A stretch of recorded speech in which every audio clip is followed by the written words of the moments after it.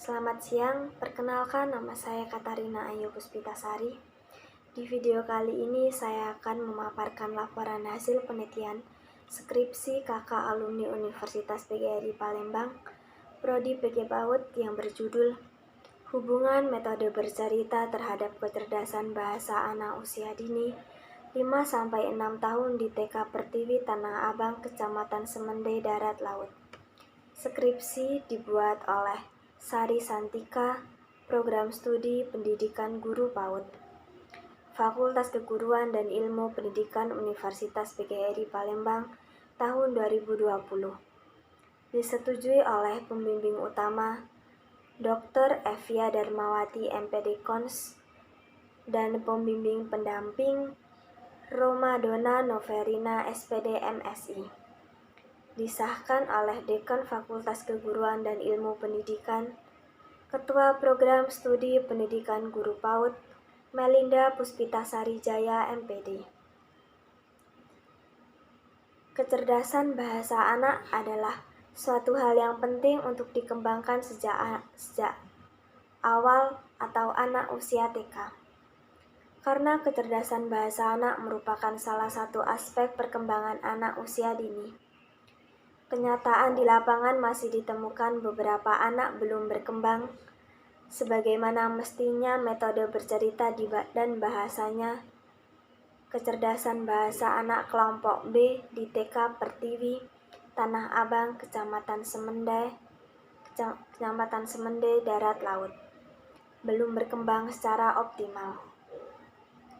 Sehingga diperlukan strategi yang tepat untuk meningkatkannya.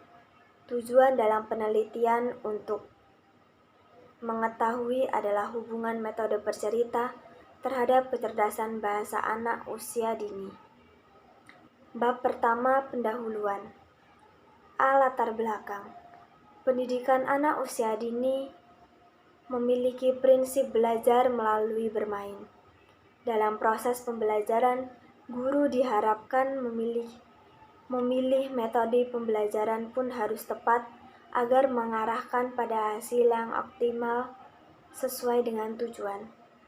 Oleh karena itu, guru memberi kesempatan kepada anak untuk mengembangkan kepribadian dan potensi secara maksimal. Lembaga pendidikan anak usia dini perlu menyediakan berbagai strategi dan aktivitas yang dapat mengembangkan berbagai aspek pendidikan anak. Salah satunya aspek perkembangan bahasa. Yang B, masalah penelitian. Yang pertama, identifikasi masalah. Berdasarkan uraian pada latar belakang di atas, maka dapat diidentifikasikan permasalahan sebagai berikut. Yang pertama, masih ada 8 orang anak belum berani untuk maju di depan kelas dengan berbicara langsung di hadapan teman-temannya. Yang kedua, masih ada anak kalau ditanya baru menjawab dengan kalimat-kalimat pendek. Yang ketiga, metode bercerita masih belum banyak dilakukan guru dalam pembelajaran. Yang kedua, pembatasan masalah. Berdasarkan masalah di atas, maka pembatasan masalah dari penelitian itu adalah metode bercerita belum banyak digunakan guru untuk membantu anak yang masih ragu-ragu dalam bertanya dan akan distimulasi melalui perkembangan bahasa. Yang ketiga, rumusan masalah.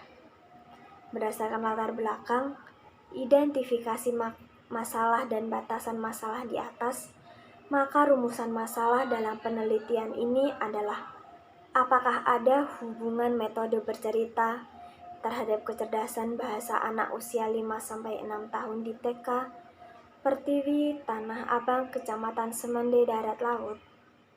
Yang keempat, tujuan penelitian. Adapun tujuan penelitian yaitu bertujuan untuk mengetahui hubungan metode bercerita terhadap kecerdasan bahasa anak usia 5-6 tahun di TK Pertiwi, Tanah Abang, Kecamatan Semenda, Darat Laut. Yang kelima, manfaat penelitian. Adapun hasil penelitian ini diharapkan dapat memberikan manfaat sebagai berikut. Yang pertama, Manfaat teoritis. Penelitian ini diharapkan dapat menambah wawasan dalam mengembangkan ilmu yang berkaitan dengan kecerdasan bahasa anak. Yang kedua, manfaat praktis. Bagi anak diharapkan dapat memberikan pengalaman belajar anak yang lebih bervariasi sehingga dapat memotivasi agar anak bisa lebih rajin lagi untuk belajar bahasa. Yang selanjutnya, manfaat metode bercerita. Diungkapkan oleh Madyawati tentang manfaat metode bercerita sebagai berikut. Yang pertama, kegiatan bercerita memberikan sejumlah pengetahuan sosial nilai-nilai moral keagamaan. Yang kedua, kegiatan bercerita memberikan pengalaman belajar untuk melatih pendengarannya. Yang ketiga, memberikan pengalaman belajar dengan menggunakan metode bercerita memungkinkan anak mengembangkan kemampuan kognitif, afektif, dan psikomotor. Yang keempat, memberikan pengalaman belajar yang unik dan menarik, serta dapat mengatakan perasaan, membangkitkan semangat, dan menimbulkan keasikan tersendiri. Bab 2. Landasan teori. A. Metode bercerita dalam pembelajaran PAUD, khususnya perkembangan bahasa anak. Yang pertama, metode bercerita. Metode bercerita adalah menuturkan sesuatu yang mengisahkan tentang perbuatan atau sesuatu kejadian dan disampaikan secara lisan maupun tertulis dengan tujuan membagikan pengalaman sesuatu kepada orang lain. Yang selanjutnya, tujuan bercerita. Tujuan yang mau dicapai melalui dengan bercerita bagi anak adalah agar mampu anak mendengarkan dengan seksama terhadap apa yang disampaikan orang lain.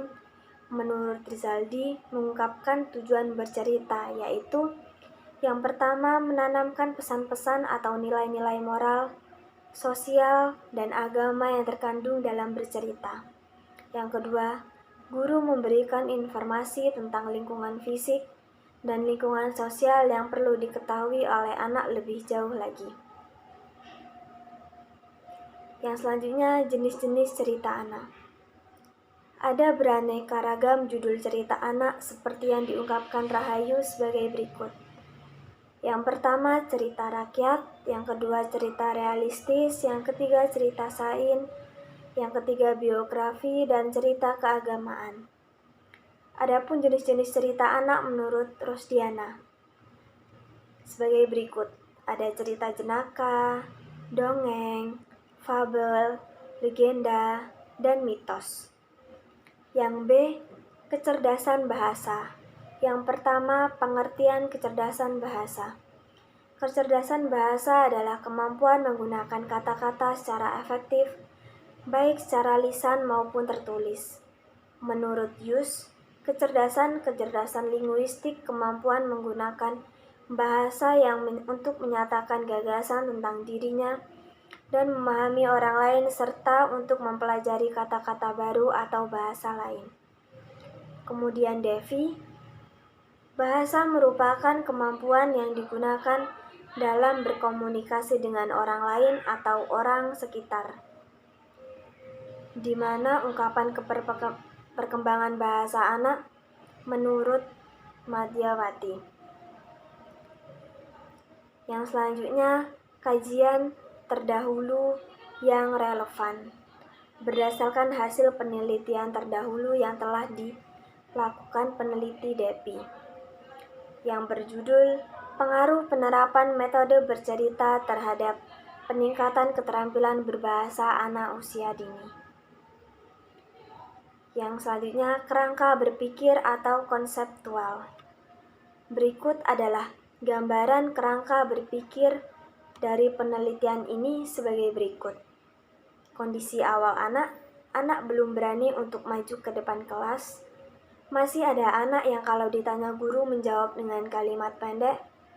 Anak masih belum berani mengungkapkan ide-idenya. Hasilnya, anak sudah berani untuk maju ke depan kelas dan bercerita depan teman-temannya. Anak sudah berani menjawab pertanyaan gurunya. Anak berani mengungkapkan ide-idenya. Yang selanjutnya, anggapan dasar. Menurut Ari Kunto, menyatakan anggapan dasar adalah sebuah titik tolak pemikiran yang kebenarannya diterima oleh penyelidik. Adapun anggapan dasar dalam penelitian ini adalah materi pembelajaran bercerita dapat meningkatkan kecerdasan bahasa anak. Yang selanjutnya, hipotesis penelitian.